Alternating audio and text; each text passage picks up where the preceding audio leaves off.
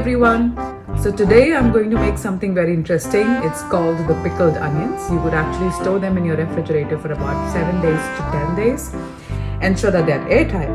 So to make this, you need red pearl onions. So I have these tiny pearl onions you can find in the store, or just find onions of a very small size.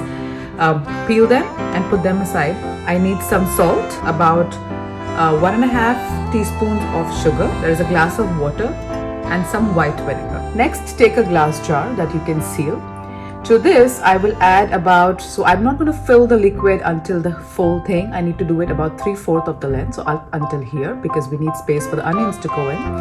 I'm going to fill it 1/4 with vinegar, and then the rest I will add the water, right? So you just put this down. Let's add in the vinegar.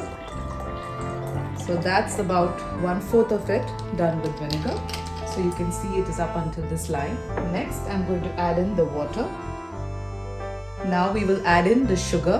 That's 1.5 teaspoons. And I'm going to add about 1/2 teaspoon of salt here, not much. Once you've added all the ingredients, give it a good stir.